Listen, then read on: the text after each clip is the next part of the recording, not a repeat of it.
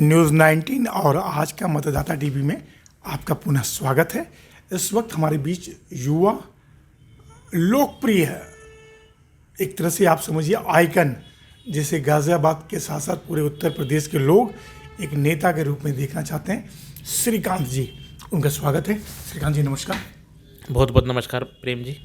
श्रीकांत जी, मैं चाहूँगा हमारे जो नए दर्शक हैं थोड़ा सा अपना पूरा राजनीतिक परिचय दीजिए सर। आप सभी को मेरा नमस्कार।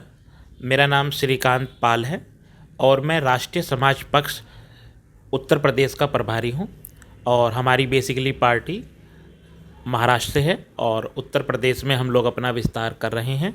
और हमारे जो राष्ट्रीय अध्यक्ष हैं पूर्व कैबिनेट मंत्री महाराष्ट्र सरकार रहे हैं और गोपीनाथ मुंडे जी के दत्तक पुत्र के रूप में उनका राजनीतिक परिचय है। श्रीकांत जी, अक्सर मैं देखता हूँ किसी न किसी सामाजिक विषयों पे आप काम करते रहते हैं, समाज के उत्थान के लिए काम करते रहते हैं, लेकिन मेरा ये प्रयास है जो आपकी पार्टी है महाराष्ट्र में काफ़ी इस्टेब्लिश्ड है, उत्तर प्रदेश में इसकी ज़मीनी स्थिति को मजबूत करने के लिए कौन कौन सा बेसिक कार्यक्रम को लेकर चल रहे हैं आप? महाराष्ट्र में हम लोगों ने अभी 200 से ज़्यादा सीटों पे चुनाव लड़ा है और प्रेजेंट में वहाँ से एक विधायक भी हमारे पास है। उत्तर प्रदेश में हम पार्टी का दोबारा से गठन हुआ है और पूरे उत्तर प्रदेश में पार्टी को दोबारा से विस्तार दिया जा रहा है। आगामी विधानसभा चुनाव के लिए हम लोग मेहनत कर रहे हैं। जो 2027 का चुनाव होगा इसमें हम 300 से ज़्यादा सीटों पे उत्तर प्रदेश में चुनाव लड़ेंगे और हर विधानसभा पर हमारे कार्यकारिणी का विस्तार हो रहा है ताकि भविष्य में हम एक अच्छी मजबूत स्थिति में खड़े होकर चुनाव लड़ सकें। श्रीकांत जी, क्या मुद्दे होंगे चुनाव का? केवल विधानसभा से चुनाव लड़ना ही मुद्दा है या कुछ प्राथमिक मुद्दे होंगे बदलाव के लिए? क्योंकि वहाँ भी सत्ता पक्ष में आप हैं, यहाँ भी सत्ता पक्ष में बीजेपी है। राष्ट्रीय समाज पक्ष का सबसे पहला मुद्दा है उत्तर प्रदेश में धनगर जाति के सर्टिफिकेट लागू कराना, जो कि एससी की सूची में 27वें नंबर पर दर्ज है, लेकिन शासन प्रशासन कोई भी हमारी नहीं सुन रहा। उत्तर प्रदेश की 2.5 करोड़ से ज़्यादा की आबादी है पाल बघेल धनगर गडरिया समाज की, जो कि उन्हें सिर्फ एक लॉलीपॉप देके सारी पार्टियां जो भी सरकार सत्ता में आई है वो लॉलीपॉप देकर हमें गुमराह कर रही है। लेकिन अब ऐसे होने वाला नहीं है। अब हम किसी के गुलाम नहीं हैं, अब हम किसी के महलों में रहने वाले नहीं हैं।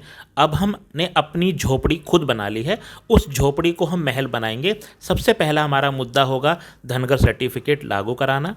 गांव-गांव तक एक अच्छी मुहिम चलाकर हर एक गांव में एक सरकारी ट्रैक्टर देना, ताकि उस सरकारी ट्रैक्टर से एक गरीब किसान जिसके पास 2 बीघा 3 बीघे ज़मीन है वो उससे अच्छी से किसानी कर सके। किसान अपना ले जाए मांग के, अपना तेल डलवाए और ऐसे अपना लाके वापस अपना जमा कर दे। इस तरह की कुछ मुहिम होगी। वोटर पेंशन योजना होगी। हम या तो अपने युवा साथियों को रोजगार देंगे, नहीं तो उन्हें महंगाई भत्ता देंगे, ये हमने माना है। तो यानी 2027 ज़्यादा दूर नहीं है, सभी विधानसभा सीट पे आप चुनाव लड़ेंगे? जी, 300 से ज़्यादा विधानसभा सीटों पर हम चुनाव लड़ेंगे। 403 विधानसभाएं उत्तर प्रदेश में हैं। 403 कोई भी लड़ नहीं पाता, ये अतिशयोक्ति होती है, लेकिन हमारा प्रयास होगा 300 से ज़्यादा सीटों पे हम चुनाव लड़ें और अपनी बात जनता तक पहुंचाएंगे। हम राष्ट्रीय समाज की बात करते हैं, हम अपने समाज की उस समाज की बात करते हैं जो समाज पिछड़ा हुआ है, जो बैकवर्ड है, जिसको सिर्फ एक राजनीतिक तेजपात के पत्ते की तरह इस्तेमाल किया जा रहा है। जब खाना खाने का नंबर आता है तो तेजपात के पत्ते को निकाल के बाहर फेंक दिया जाता है। लोग सिर्फ स्वाद के लिए इस्तेमाल करते हैं, लेकिन अब हमें नमक बनना है। नमक के बिना कितनी ही महंगी सब्जी हो, पनीर की सब्जी हो, कैसी भी सब्जी हो, अगर नमक का स्वाद नहीं आया तो सारी सब्जी बेकार है। तो मैं अपने साथियों से कहना चाहता हूँ कि आप सब राष्ट्रीय समाज के साथी हैं, अब तेजपात का पत्ता बनना बंद करें। आपको बनना है तो नमक बने। सर, गाज़ियाबाद में आपकी बहुत लोकप्रियता है व्यक्तिगत रूप से देखा जाए तो अपने पार्टी को गाज़ियाबाद में कौन सा मुहिम देंगे जिससे कम से कम गाज़ियाबाद का पर्यावरण सुधर जाए? आपने मेरे दिमाग की बात छीन ली प्रेम श्रीवास्तव जी। उत्तर प्रदेश में सबसे ज़्यादा जो दिल्ली एनसीआर से लगे हुए क्षेत्र हैं, में सबसे पहले गाज़ियाबाद का नाम आता है और गाज़ियाबाद सबसे ज़्यादा प्रदूषित क्षेत्र है। यहाँ पर सबसे ज़्यादा जो आपका ऑक्सीजन का जो लेवल है वो अच्छा नहीं है। आप बाहर चले जाइए थोड़ा सा, आपको आप कितने बीमार क्यों नहीं, आप बिना दवाई के ठीक हो जाएंगे, लेकिन आप गाज़ियाबाद में किस स्वस्थ व्यक्ति को लेकर आ जाइए वो तुरंत बीमार पड़ जाएगा, क्योंकि हवा पानी का बहुत ज़्यादा प्रॉब्लम है। उस पर भी हमारी पार्टी काम करेगी। और सर, एक सवाल मेरा गाज़ियाबाद को लेके आया और है, हम चाहेंगे आपकी पार्टी उसमें मुख्य भूमिका निभाए। यहाँ सारी हाई राइज सोसाइटियाँ हैं और यहाँ का पानी काफ़ी दूषित हो गया है। चाहे इंदिरापुरम हो, वैशाली हो, बहुत सारी जगह हैं, तो उस पानी को विषैला न बने, जितनी भी सरकारी बड़ी बड़ी इंडस्ट्रियां हैं, प्राइवेट सेक्टर की रेड जोन की फैक्ट्रियां हैं, उसके लिए कोई दिशा निर्देश लागू कराना चाहेंगे? मैं तो ये कहना चाहूँगा कि जो प्रेजेंट पे यहाँ विधायक, MP, MLA हैं, मेयर हैं, इनको समझना चाहिए ये राजनीतिक अप्रोच या अपनी रिश्तेदारी के चक्कर में इन लोगों को मंजूरी ना दें। ये तुरंत फैक्ट्रियां बंद होनी चाहिए, जो इन पे तुरंत ही बंद, रेड जोन की फैक्ट्रियां तुरंत बंद करें। ये कुछ लालच में आके, कुछ भाईचारे में आके इनको ना चलने दे, क्योंकि इससे आम जनता त्रसित होती है। बड़े आदमी तो AC में जाके सो जाते हैं, गरीब आदमी छत पे सोता है, पंखा चला के सोता है, कूलर चला के सोता है। वो एक गंदी हवा को, एक बीमारी वाली हवा को अपने अंदर लेता है, तो उससे ज़्यादा परेशानियाँ उस गरीब को होती है, और इलाज कराने के लिए उसका पैसा भी नहीं होता। अमीर के पास पैसा भी है, व्यवस्था भी है, वो ठीक हो सकता है, लेकिन गरीब ठीक नहीं हो सकता। मेरा मानना है कि उसको रोका जाए। तो इस विषय को भी उठाएंगे आप? राजनीति में हर विषय को उठाया जाएगा जिससे जनता त्रसित होगी। हर विधानसभा पे, हर क्षेत्र में अलग अलग हमारी प्रॉब्लम्स हैं, तो उन प्रॉब्लम को सोल्व किया जाएगा। शिक्षा जनता की तक हो, पहुंचाएंगे, जनता तक पूरी पहुंचाई जाएगी। लास्ट सवाल, कुछ दिनों में शायद सुनने में आया एक बहुत बड़ा कार्यक्रम करने वाले हैं राष्ट्रीय पक्ष पार्टी की।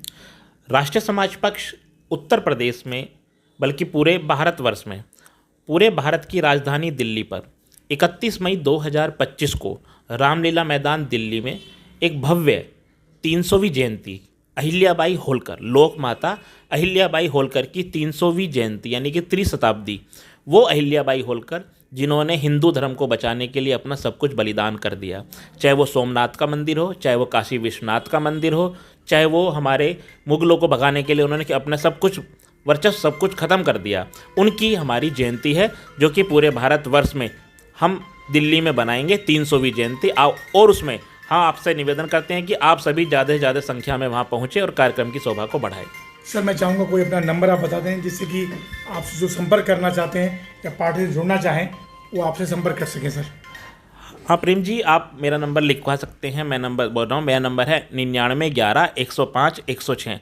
पूरे उत्तर प्रदेश में, पूरे दिल्ली NCR में कोई भी राष्ट्रीय समाज पार्टी से जुड़ना चाहता है तो वह हमसे संपर्क करें। और पाल बघेल धनगर गडरिया समाज के साथियों से विशेष निवेदन करना चाहता हूं कि 31 मई के कार्यक्रम को गली मोहल्लों में ना बनाएं, एक भव्य रैली के रूप में अपने गली मोहल्लों से ट्रैक्टर, ट्रॉली, गाड़ियां, बस, बाइक लेकर आप आएँ और दिल्ली पे धरना दें, दिल्ली पे कार्यक्रम की शोभा को बढ़ाएं। दिल्ली पे जो कार्यक्रम होगा वो बहुत बड़ा होगा, उसकी गूंज पूरे देश में जाएगी। इसलिए मेरा आपसे निवेदन है कि छोटे छोटे कार्यक्रम 31 मई को ना करें, करने हैं तो भव्य रैली, आप जहाँ भी रहते हैं वहाँ से रैली निकालिए। चाहे आप मेरठ से कर रहे हैं तो 60 किलोमीटर है, गाजियाबाद से कर रहे हैं तो 20 किलोमीटर पड़ेगा, मुजफ्फरनगर से कर रहे हैं तो 150 किलोमीटर पड़ेगा, सहारनपुर से कर रहे हैं तो दिल्ली 150 किलोमीटर है, ज़्यादा दूर नहीं है। अपने यहाँ से रैली को निकालिए, भव्य शोभा यात्रा निकालिए और दिल्ली में आप उसको समापन करिए 31 मई को।